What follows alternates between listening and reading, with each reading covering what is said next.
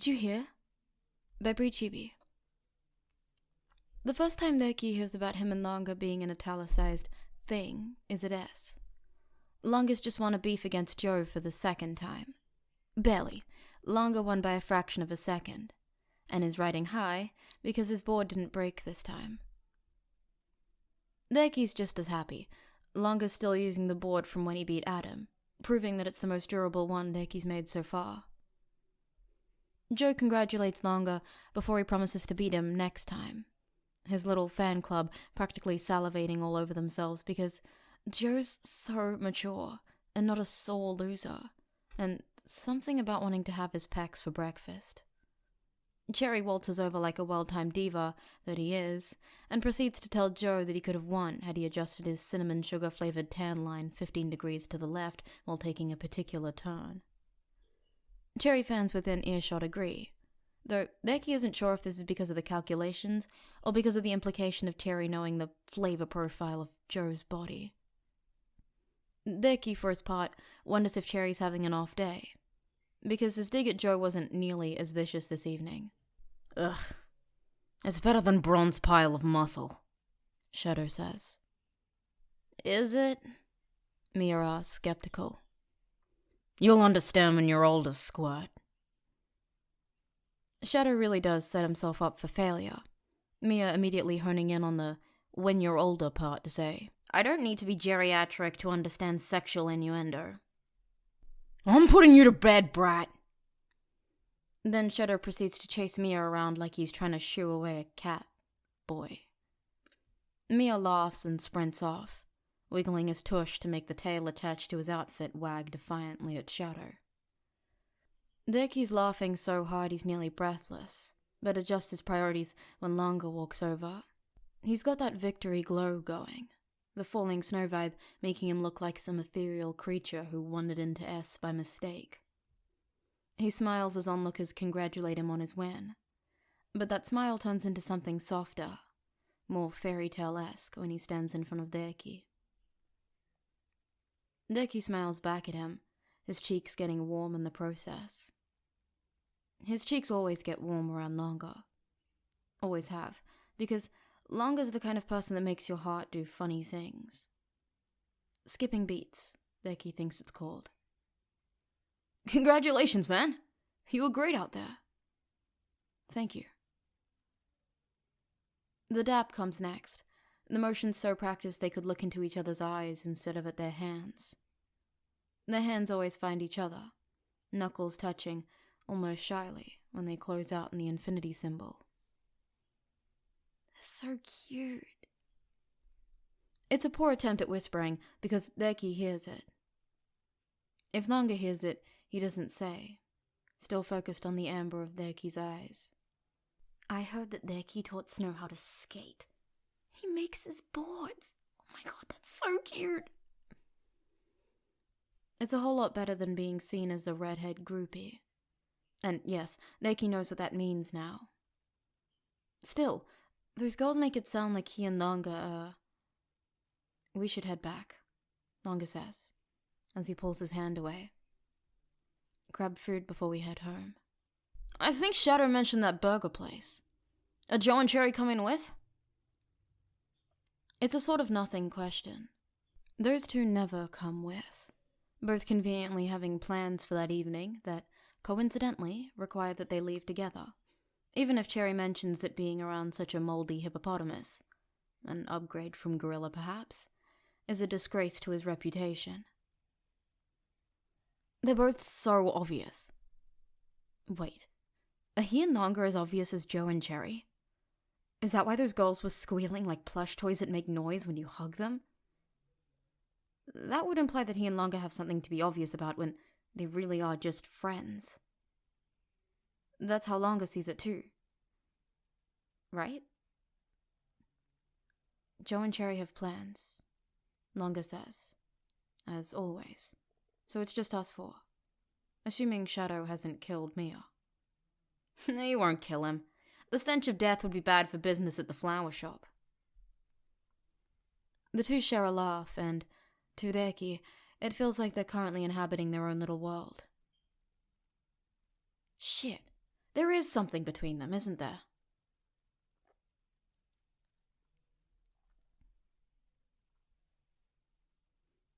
The second time Reki hears about him and Langa being a bolded, italicized thing is in the comfort of his own home.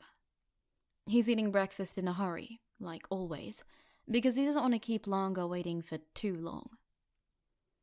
You should slow down, sweetie, Marseille says, always the doting mother. She's busy making sure that Nanaka and Chihiro are situated, arming them with utensils so they don't try and eat with their chubby little hands. A lesson she learned the hard way many months ago. Khan, running late, meeting up with Langa. We know. Reki doesn't have to look away from his plate to know that Koyomi's doing that thing with her face, where she looks like her brother is the greatest inconvenience in the hemisphere. You know, dear, Hasegawa's not going anywhere. He'll always be waiting for you. Reki blinks and looks up at Marseille. There's something about the way she said always just now. Something knowing and endearing? He can't put his finger on it, but whatever it is, it makes his grandmother chuckle. Why is his grandmother chuckling? What's so funny? He dares to ask. Oh, nothing, dear. Nothing at all. Which just makes the eldest Kyan's eyes light up, the wrinkles somehow making her feel more mischievous. For some reason, the way she's sipping her tea is making Reki feel like nothing is definitely something. You better hurry, Reki, or Langa will start to miss you. Okay, now see Koyomi. Reki knows how to read her. As her older brother, he's studied her mannerisms. Has had to for his own protection against annoying little sisters. He knows playful teasing when he hears it. And he knows that if Koyomi kept those dolls she used to ask him to have tea parties with, she'd be making two plastic boys kiss right now. Shut up! It isn't like that. Isn't like what? Koyomi asks, blinking up at him. Ugh, to think there was a time he was happy about having a little sister. Reki, wanting to leave the scene as quickly as humanly possible, realizes he has no choice but to call in some help. Mom! Don't tease your brother, dear, Marseille says. She's gone back into the kitchen now, always on the move when it's time to feed the family. Let him finish breakfast so he can meet up with his friend. Mom! Because there was something about the way she said friend. He knows he's right, because Marseille giggles about hearing her son bellow out that mum call. Fine, Koyomi says, choosing to ease up on her big brother harassment in favor of eating toast. Reki eyes everyone at the table suspiciously, before muttering, You all suck. Suck, suck, suck, suck! Marseille is immediately in the room, glaring at Reki for introducing the twins to the word that's now being chanted, like the girls are trying to summon something in their house. Reki stands up and says, Well, gotta go. Bye, everyone. Reki. Sorry, Mom. And then he's out the door, a huge grin on his face as he skates off. Serves her right for teasing him so much.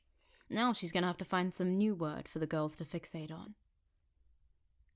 Honestly, what is it with everyone lately? Was there always this whispered secret between his friends, family, and general public about his supposed relationship with Langa? Do the two of them share such a deep connection that everyone just assumes that... Reki!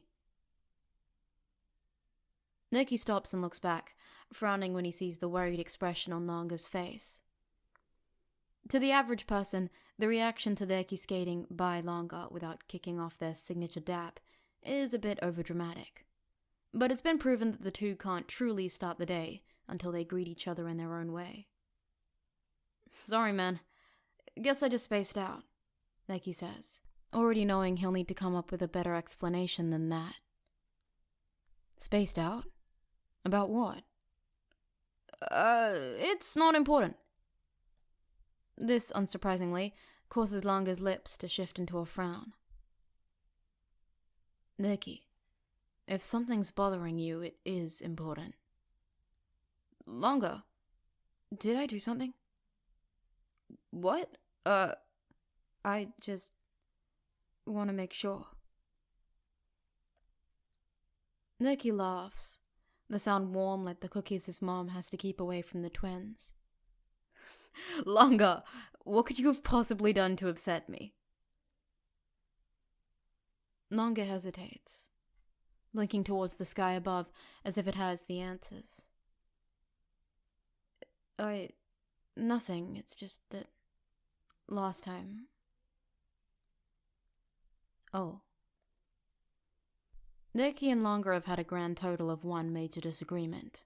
At this point, they've more than made up for it, but Reki supposes that the mere thought of it happening again is enough to get Langa to ask about his well-being when it feels like something's off. Reki isn't sure that smiling is the proper reaction, but he can't help it. It's nice to have someone worrying about his feelings, especially when that someone is Langa. We're good, Langa. They're so good. But maybe they'd be better if they were more than good.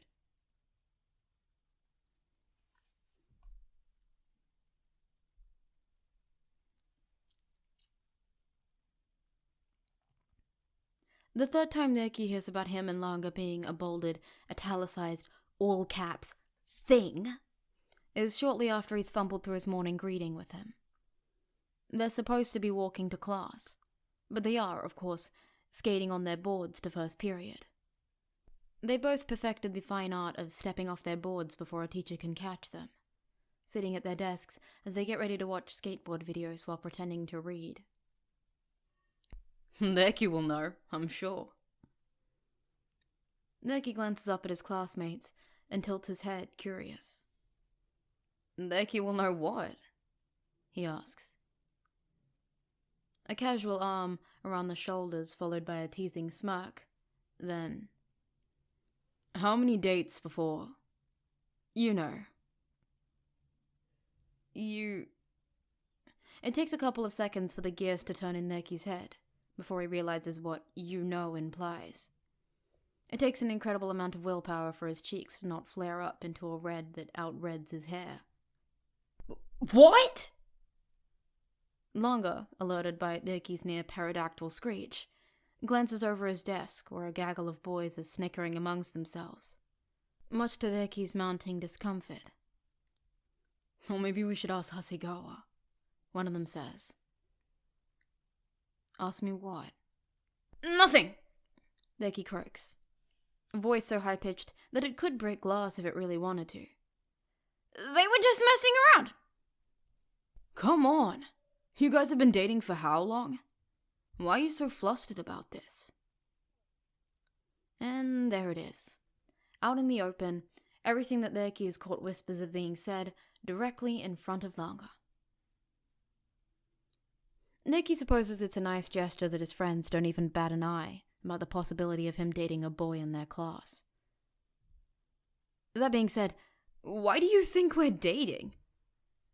Ugh, he still can't get the extra question marks out of his dialogue, especially when Langa's face is so Langa about the situation. Quietly blank with no plans to enter the conversation, and instead, listen on as if he isn't the topic of discussion. Hello? The one with his arm around Reki says, appalled that it's even a question. You two are together all the time. Eating lunch, ditching class. You whisper to each other about hanging out at night. You also haven't spoken to us since Hasegawa joined the class, adds another boy, more amused at Reki ignoring their friend group than upset by his negligence. Sometimes it just be like that when you're in love with the cool new boy in class. That's not true, Reki sputters out. But he knows he's lying when he says it. Truth is, he did kind of fall headfirst into everything that is Langa Hasegawa. Did he even introduce him to these guys? Did he really just monopolize all his time after one day of knowing him? Langa, being ever so helpful, decides to state these facts out loud. We do spend a lot of time together, Reki. We even have plans tonight. Reki feels his soul wither away, the boys clearly interpreting that as something more than it really is. Oh, are you? Maybe we should be asking you how many dates before. Why do you even want to know? Reki shouts, wishing he could turn down the volume on himself. We were just curious, that's all. So it's not because one of you has a date? Ouch. Reki knows he wanted a change in the conversation, but did Langa have to be so brutally honest? The group of boys deflate faster than a birthday balloon on a rainy day, while Langa, does his Langa thing, by blinking innocently at them as if he hadn't just shattered their universe. Whatever! Just answer the question! Reki and I haven't done anything like that, Langa says. Reki doesn't know why his heart feels disappointed, but decides to ignore it. He can attempt to sort that out later. Wait, seriously? Then why are you two... there's no way you're just friends. Part of Reki wants to try and put a stop to this, but honestly, he kinda wants to hear how Langa's gonna respond. Langa's never been the one to express himself all that much. At least that was the case when he first moved here. But now he's more honest about a lot of things. More honest than Reki will probably ever be. We're just us, Langa says, like it's the easiest thing to admit to. Reki's important to me, and has done a lot for me. I really value my relationship with him. Okay, this is a bad idea, because Reki's fairly certain that the entire classroom can hear his rapid heartbeats. So, no. We haven't done that yet, so I can't answer that question. But it did only take one day for me to start feeling attached to him.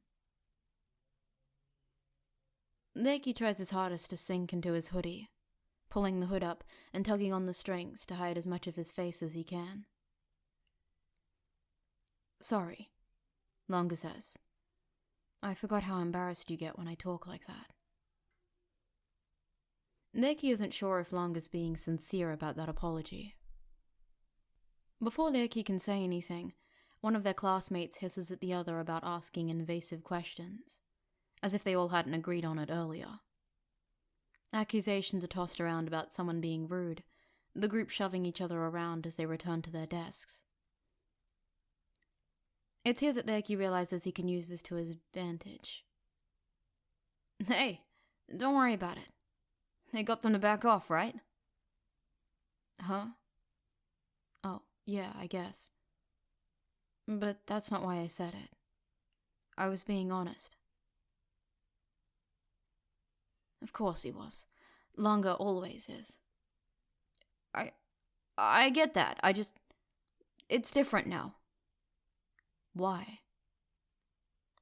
Now would be a great time for the desk to come up and eat him, but as it stands, all Reki can do is lower his head onto it, groaning in defeat.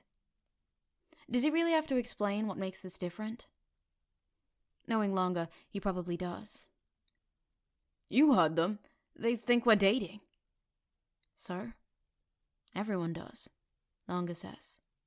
Plainly, like it's as common as the weather. What do you mean everyone does? Reki, don't tell me you didn't hear them at S. Oh, so Langa is aware of that whole thing. No, I do. And my mom's been thinking we were dating since our fight. Reki's head shoots up like a cannon, and he pulls his hood down, eyes wide and frantic. He's not sure why his gut reaction is to yank down his hood. Maybe because he fully needs Langa to see how anxious this is making him. She what? Langa, who is very much aware of Reki's theatrics by now, takes it all in stride and says, I talked to her about our fight. She's the one who told me to be honest. And that talk made her think we were dating? Something about a parent thinking that just gets Reki in a way he can't explain. Then again, his own grandmother has the same idea. He will never forget the image of her mischievously sipping her tea. Yep. Reki knows there's not much time left before their teacher arrives, but he's torn between trying to spin this in a way where he can prove without a shadow of a doubt that he's not dating his best friend, or... What did she say about us dating? Langa smiles a little. Nothing much differently, actually. She wants to meet you sometime. Officially, I mean. Since she's seen me sneak out to meet you, I guess. Reki thinks he should be working towards trying to get this cleared up, but he can't help but laugh. I knew she knew you were sneaking out. You're not great at being subtle. Langa frowns at him. Right, and you are. My mom handles 2 teenagers and 2 toddlers. I've given up on being subtle. And now that he's said it out loud, he realizes why his entire family has caught on about his feelings for Langa and translated them into dating. Yeah, I think I have too. There's something so sincere about the way Langa says that. Reki isn't sure if his face can get any hotter. Heart no longer erratically thumping, and instead just full-on melting. This isn't the first time they've had a moment like this. Far from it, actually. This is one of those moments where Langa looks at him with so much adoration in his eyes that every action feels heavy in the best way. Their dap, for instance, always feels like something special, like a comforting declaration of something warm, something important. The rest of the world fades away in these moments. Or at the very least, it attempts to. Because their teacher has to come in, and everyone is told to turn their books to a particular page so class can start. Reki had fully intended on watching skateboard videos, but now he can't stop glancing over at Langa, whose eyes are still on him and him alone. Reki giggles, promptly apologizes when their teacher takes note, then goes back to pretending to read his textbook. It's the first time Reki feels that he and Langa are, simply put, a thing.